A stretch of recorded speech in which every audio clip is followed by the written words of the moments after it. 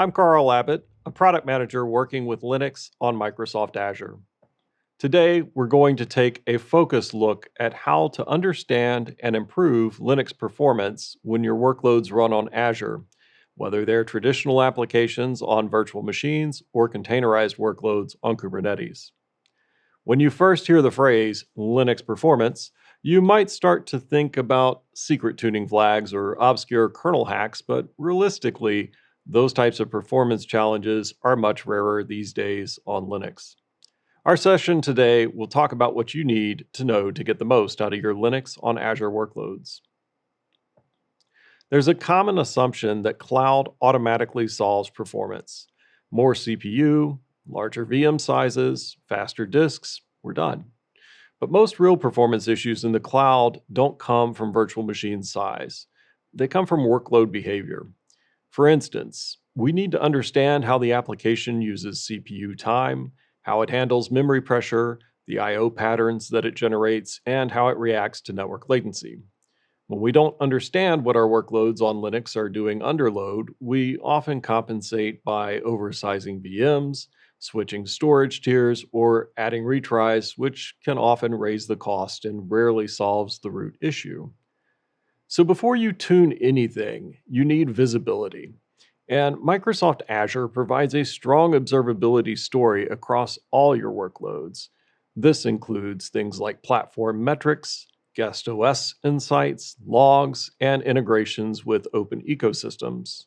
Performance tuning without observability is just guessing. Azure provides lots of tooling to help you observe your workloads. We have Azure Monitor, Microsoft Defender for Cloud, Azure Policy and Machine Configuration, Azure Managed Grafana, and Azure Managed Prometheus. Azure Monitor gives you a unified view of performance across your estate. You can see CPU usage, memory pressure, disk latency, and network behavior, whether your workloads are running directly on VMs or inside managed Kubernetes services like Azure Kubernetes Service or Azure Red Hat OpenShift. Azure Monitor can gather telemetry from several different layers of the modern application stack. It can gather telemetry at the virtual machine host layer, the Windows or Linux layer, the workload layer, and then the application layer as well. Being able to get insights from all of these layers will help you best identify where to start looking when performance problems occur. Every performance question on Linux on Azure, or anywhere really, comes down to these two forces. Latency, how long one operation takes. Throughput, how much work you can complete over time. You cannot maximize both at once. If you're running a trading engine, microseconds of latency matter more than volume. If you're processing terabytes of logs, throughput matters more than individual operations. Improving latency tends to reduce throughput. Improving throughput tends to increase latency. Every performance decision that you make is implicitly choosing between these priorities. No matter what application you're running, it ultimately consumes four shared system resources: CPU, memory, storage, and networking. Linux and Windows manage these resources differently, but the fundamentals apply everywhere. These four areas are where performance bottlenecks are going to appear, and thus where we need to focus our tuning efforts. When you are running on Azure virtual machines, you need to also consider a number of Azure-specific items. These include things like the hardware characteristics of the virtual machine SKUs you are running, storage optimizations like ephemeral operating system disks, network performance, and Azure Boost. We provide a number of technologies to help optimize each of these different areas based on the needs of your workloads. One of the most important performance best practices is isolation. Running one primary application per virtual machine or per group of containers lets you clearly see performance signals. When multiple unrelated workloads share a system, performance metrics get noisy, tuning becomes guesswork, and bottlenecks are harder to diagnose. Linux provides a number of command line tools that help us understand how the four major resource domains, CPU, memory, storage, and networking, are behaving on a system. These tools give us visibility into what the operating system is doing in real time. For measuring CPU performance at the operating system level, several commands are especially helpful. mpstat provides statistics on CPU usage at both the individual core level and for the system as a whole. It's useful for identifying CPU bottlenecks, and on the slide, you'll see an example of typical mpstat output. vmstat gives you high information about memory paging, block I/O, and CPU usage, including time spent in user and system modes. It's a great tool for understanding what's happening at the VM layer. The uptime command shows how long the system has been running. But the part I really want to highlight is the load average values for the last 1, 5, and 15 minutes. These numbers give you a quick sense of how busy the CPU has been over time. To measure memory utilization, the free command provides a snapshot of current system memory usage. In the example on the slide, you'll see a breakdown of total memory, free memory, shared memory, buffers and cache, and what's actually available to applications. This is a fast way to understand memory pressure on a Linux system. For storage performance, iostat, which comes from the sysstat package, is one of the most important tools you can use. It reports statistics for I/O device utilization and is extremely helpful for identifying bottlenecks in CPU and disk I/O. iostat samples at regular intervals, giving you continuously updated information about what your storage devices are doing. For network performance, there are 3 tools I want to call out. Ping measures the time of a round trip for ICMP packets between a source and destination. It's a fundamental latency measurement, and it can help you detect packet loss. qperf measures network bandwidth and latency between 2 endpoints. It's particularly useful for TCP testing, especially in environments where ICMP is blocked. iperf is similar to qperf, but also supports UDP. It's useful for testing upload and download throughput, packet loss, and general network reliability. Finally, we have tools that help analyze performance at the process level. pidstat monitors CPU usage for individual processes.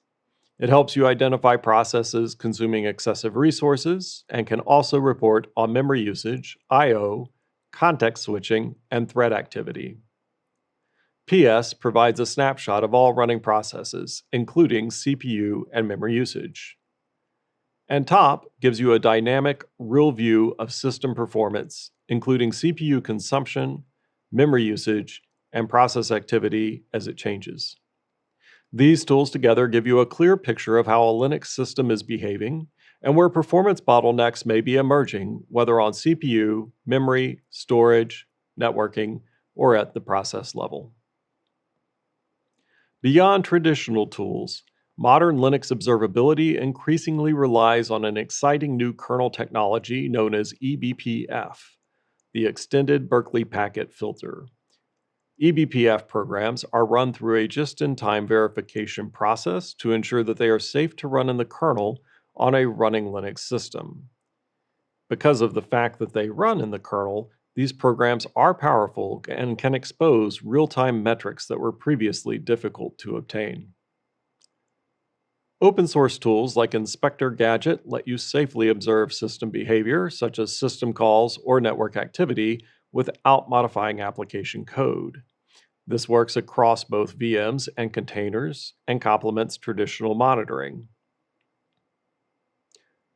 Here, we have a Rocky Linux 9.6 box, and we can verify that with cat/etc/os-release.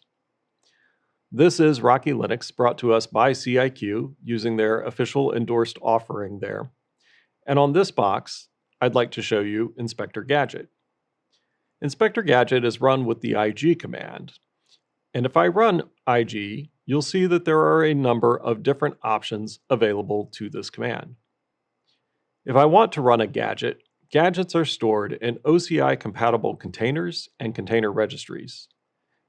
And the Inspektor Gadget registry uses ghcr.io in this particular example to store the upstream gadgets.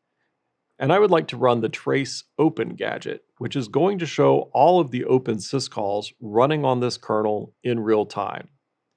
And it's going to give me the command, the PID of the process, the TID of the process, the file descriptor that was opened, and the file name of what was opened, so that I can watch in real time what all is being opened on the system. There are a number of things I can do with this specific gadget to tune this output and get it specific to the problem I might be trying to troubleshoot by running this. That's the general idea. And you can see how fast in real time this information is actually coming. So now if I hit Control-C, that's going to stop that behavior. Another gadget that I would like to show you is traceexec. And the traceexec gadget is going to do very similarly to the open gadget, but it is going to show us all the times that the exec syscall is called. So here on another terminal, let me log into that box. And by logging into that box, I'm going to cause a handful of exec commands to be run. And you'll see that these are all the different commands that just got run through the exec system call when I did that login. So from here, I can look and see what all is actually running in real time on the system. I can look at all the different parameters that got passed in as well. And I could log this out to a file and review it in depth if I needed to later. Optimizing Linux performance on Azure isn't about tricks or obscure kernel flags. It's about clarity. To summarize, when you are looking to start improving the performance of your application on Azure, understand whether your workload values latency or throughput. Then focus on CPU, memory, storage, and networking as integrated domains and observe these areas for any abnormal signals. Isolate your workloads to get clean signals and reduce the amount of noise. Use Azure's Observability Foundation to help see all these signals in one place. Validate what you observe with Linux's performance indicators. Use modern tools like eBPF and Inspektor Gadget when deeper visibility is needed. When you combine Linux's transparency with Azure's observability, you get predictable, efficient, and confident performance behavior across your workloads. Thank you for your time today. I hope that you have learned something new about measuring Linux performance on Azure and that it will help you run your workloads with more confidence and consistency.